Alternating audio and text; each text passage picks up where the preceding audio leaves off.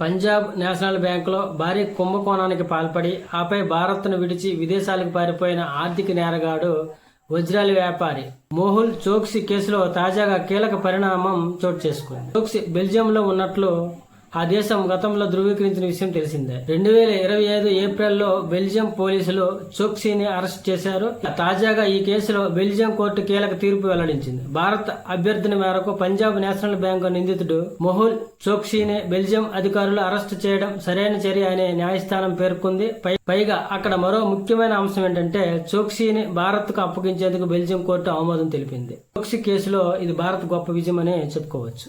న్యాయస్థానం చోక్సీ అరెస్ట్ ను సమర్థించడమే కాక భారత్ కు అప్పగించేందుకు అనుమతిస్తూ తీర్పు వెల్లడించింది. చోక్సీని ఇండియాకు తీసుకురావడంలో ఇది కీలక ముందడుగు అంటున్నారు. బెల్జియం కోర్టు తీర్పు భారత్ కు గొప్ప మైలురాయిగా విశ్లేషకులు భావిస్తున్నారు. అయితే చోక్సీ తరపున న్యాయవాదులు మాత్రం ఈ తీర్పుపై తాను ఉన్నత స్థానంలో అప్పీల్ చేస్తామని కోర్టులో పేర్కొన్నారు.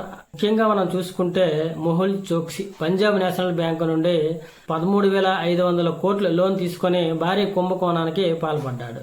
దీని గురించి బయటికి రావడంతో అతడు ఇండియా విడిచి దేశాలకు పారిపోయిన సంగతి తెలిసిందే. ఈ క్రమంలో చోక్సీని ఇండియాకు రప్పించేందుకు అనేక ప్రయత్నాలు జరుగుతున్నాయి. ఇదిలా ఉంటే ఈ కేసులో మరో నిందితుడు చోక్సీ మేనల్లుడు నీరవ్ మోదీని కూడా లండన్ నుండి ఇండియా రప్పించేందుకు కేంద్ర ప్రభుత్వం అనేక ప్రయత్నాలు చేస్తుంది.